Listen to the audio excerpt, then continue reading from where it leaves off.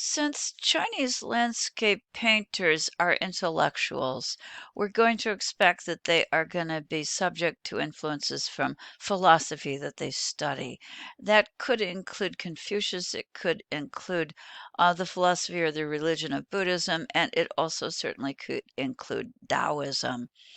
Of those various choices open to us, Chan Buddhism is one of the most important in terms of landscape paintings. It is the school of Buddhism often referred to as the meditation school. In China, it's known as Chan. This will morph into Zen when it reaches Japan, and it is the name Zen that comes to the United States that we're most familiar with, but its origins would first be in China. It is a meditation school, and it really is a blending of Taoism and Buddhism. It has an anti-intellectual quality to it, suggesting that it is the direct experience of the individual who can attain understanding naturally from within, and that this can, in fact, happen spontaneously. So, one of the things we're going to want to do is to contemplate in nature, to contemplate on nature, and to treat that as a spiritual activity. In other words, Chinese landscape painting is a perfect match for Chan Buddhism. They go together, and this particular painting would be one example of that. As the artist himself, a follower of Taoism, our artist Shen Zhao is placing an individual on a mountaintop, literally in a spiritual act of contemplating the land. Or in many ways, this is very Tao. As the individual contemplates the lofty peaks, and remember how important mountains are in Taoism, with the kind of empty spaces and the voids, but also he is in the process of acting through not acting. He is standing there contemplating, meditating, and waiting for something to occur. This particular painter is also blending his painting with his poetry. That means words and images, and it helps us certainly to be reminded that he was a scholar. It is the scholar, the intellectual, who is capable of understanding, coming to an understanding through his direct confrontation with the natural world. By engaging in this action alone, he is also really stressing the insignificance of the individual in contrast to the grandeur of the natural world. Check out O'Reilly's sidebar, page 129, on the importance of contemplation and meditation in Chan Buddhism, which again will become Zen in Japan. The stress on meditation is very similar to what Taoists practice in general, and it does suggest that through meditation and connection with nature, you can obtain an understanding, but also a peace and a happiness, and that this can be found through a connection with nature or a harmonious interaction with nature. In Buddhism, also, it is often taught that there is a Buddha within us, and all we have to do is contemplate and basically find wit and witness it to attain understanding and release that Buddha within us. This is an important influence, then, the aspect of meditation and hoping to achieve a kind of awakening, perhaps actually in an instant in time, that can become possible because of our interaction with nature. The poem that accompanies this painted image was actually composed and written by the artist himself, Shen Zhou. It goes, quote, "White clouds encircle the mountain waste like a sash. Stone steps mount high into the void where the narrow path leads far. Alone, leaning on my rustic staff, I gaze idly into the distance, my longing." This is very much in tune with Taoist ideas of connecting with nature and through nature of hoping to come to a realization, an understanding, or an awareness. In addition to that, of course, we have all of those principles of design that are typical of Oriental landscape paintings that apply here. Ma Yuan is one of the most important Chinese painters from the Song dynasty. This is a dynasty from the 10th to the 13th century. It is culturally brilliant and it is highly influential for Chinese culture even up to the present day. And this is one of the best of the painters, one of the most important of the painters. So I would like you to know this painter's name. He's also a really nice example of the Chan connection that human beings can have with nature, and he is going to influence Japanese painting. The Japanese will look at Chinese sources and learn from studying them.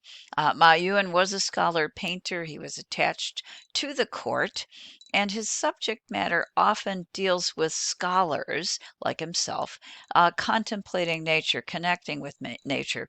In both of these paintings, you have an image of the scholar contemplating the moon. The one in the center, this one is the one that O'Reilly has given us. It is a tad more difficult to read visually, so I've included a similar subject on the upper right. And what I like about this one is you can actually find the moon in it. But both of them are dealing essentially the same subject.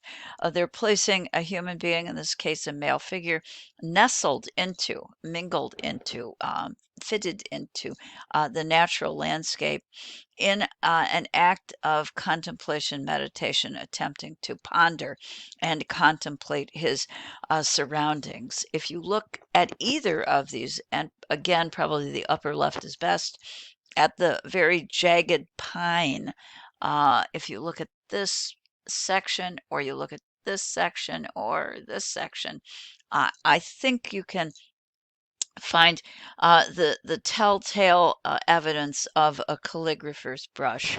The jagged marks, the rapidly placed marks. In both of these, you can also find the use of empty spaces.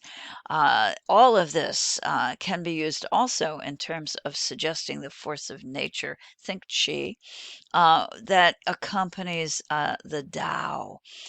As our well educated and aristocratic gentleman contemplates the natural landscape that has been delineated by the artist with pretty sure brushwork.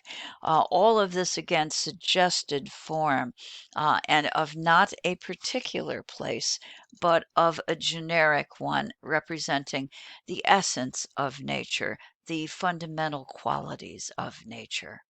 This is a blow up of the better picture to actually see the details. So let's just take a quick look at it. Ma Yuan was the literally the master of suggested forms.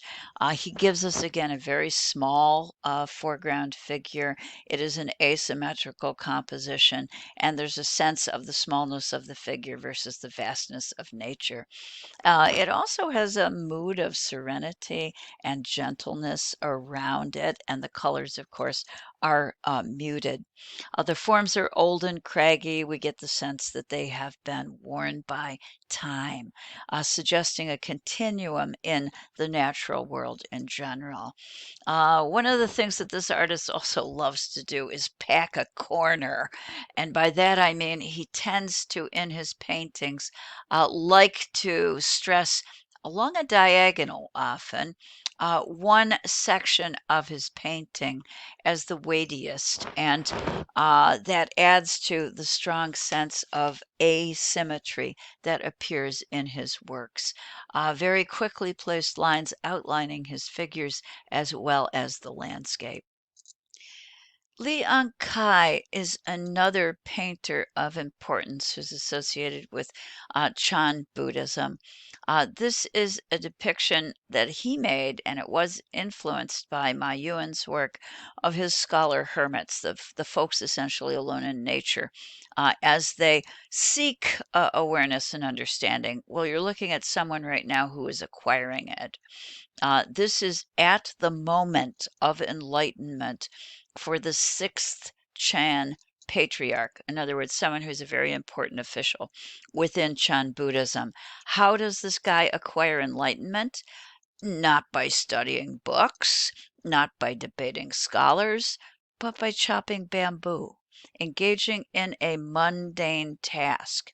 And it is within even the simplest mundane tasks, according to Chan Buddhism, that we have the capacity to come to realization and awareness.